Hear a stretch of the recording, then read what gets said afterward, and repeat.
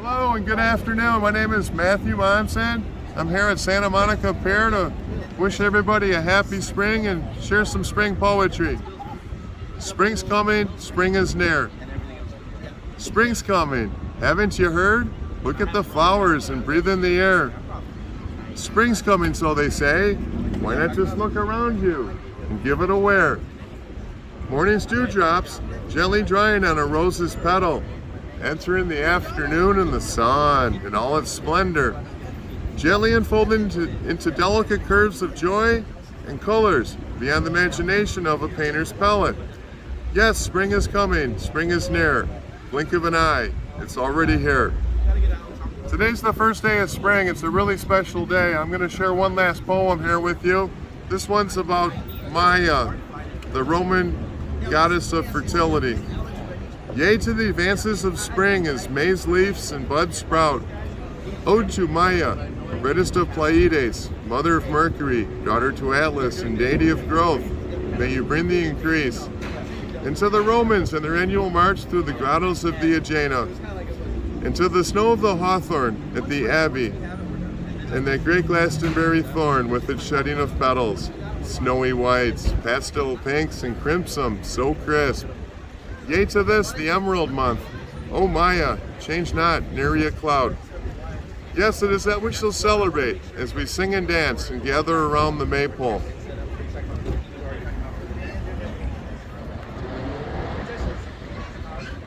Yep, art saves lives. I just got back hitchhiking back from Mexico, to and from Mexico City, and this is a piece I'm working on. It really helps me with my travels to share poetry and artwork, and it just opens up so many opportunities. I meet so many incredible people. People mention they can't do art and stuff, and that's when I can actually ask them some questions about the beautiful things that they do. Everybody's capable of something, and we all live vicariously through others. Yeah, art really is a beautiful thing. Art, music, and poetry. Were you doing your art in Mexico? Of course I was, yes. I have a certain piece I'll share with you. I basically sell them as I go, so I don't have a whole lot of examples left, but give me a second here. Yeah, I really enjoy documenting my travels and making art as I go. Looking for a certain piece here. It's a restaurant in Mexico. Here's some coffee from Mexico.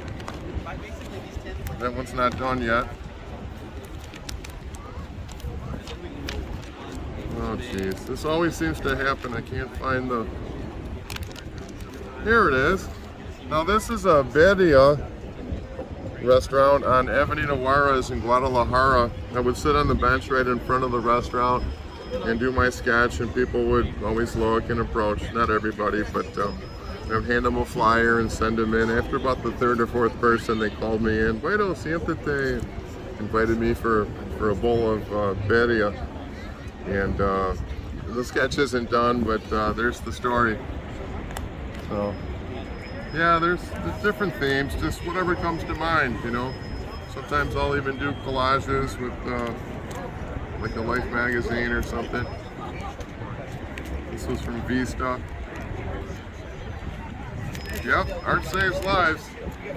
What part of Mexico did you visit while you were down there? Oh, geez. Guadalajara, Mexico City, Morelia. I stayed in Mazatlan a few nights. San Pancho, San Francisco, in Nayarit. I made it as far as Acapulco, Piedra de la Cuesta, Alpuyeca, which is like where Xochicalco. It's a really interesting pyramid with it's like a snake on the wall, and I think it's the equinox right around now when the sun makes the snake move. It's really beautiful. I'd seen it one time years back. And Taxco, Chilpancingo, and just trying the different food and enjoying the culture and the warmth, kind of like when Hesiod in Working Days he mentioned, then like the three-legged one, he escaped the snow, the winter snow. But I'll go back to Chicago and probably in May when the snow melts. Is that where you're from? That's where I'm from. You Yeah. grew up in Chicago? Yeah. This guy's nuts. He's carrying like 80 pounds of paper and pens and no device, no car, you know what I'm saying? Soiled jeans, dirty feet, haven't looked in the mirror in 19 days. But I'm in the here and the now, you know?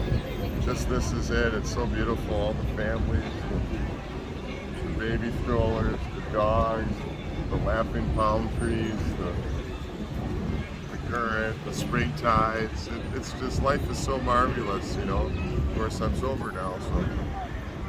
And I'll start out with Russian because it's in the news, you know what I'm saying?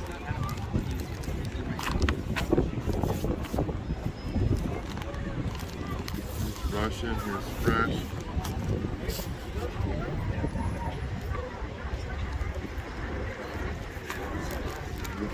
Norwegian. The majority of these are done in California.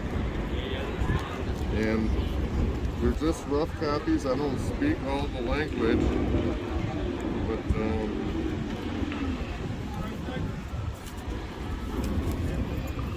this is that same spring poem. Should cover the emails up. But yeah, so these are all the Romance languages: Portuguese, French, Italian, Spanish. I've yet to get Romanian and Latin. I have the poem in 30 languages. It's that same Spring's Coming, Spring's Near poem. The majority of these transliterations were done in a hurry with people on the train in a coffee shop, and Broadway in Kentner and San Diego with a Dutch family. Their feet were the size of a car and their teeth were so big and white. They played Monopoly with my poem. I was honored and flattered that they treated it like it was an educational project instead of Starbucks. So this is the Norwegian version. This was done here in Santa Monica, I want to say, at a bookstore.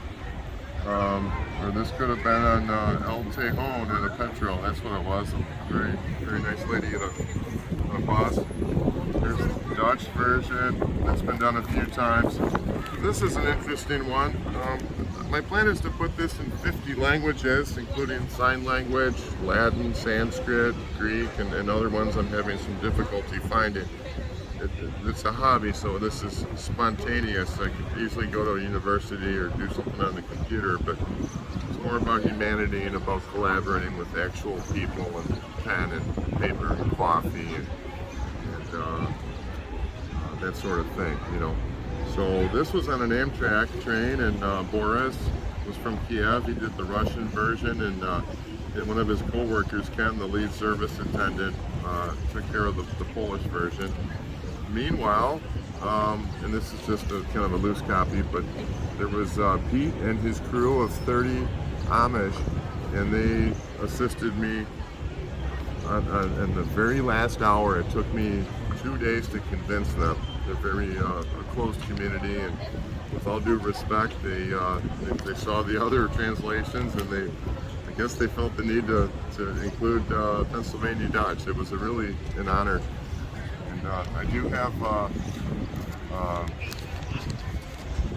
the same poem. Here's the originals, and the address is on here, so I got to cover that up. But I have it in Topo Laval, which is one of 49 indigenous languages in the Mayan culture, and it's just really interesting for me. I'm not a philologist, or I'm just a beginning expert, but I really enjoy language and art and travel and culture. It's a beautiful thing. Thank you.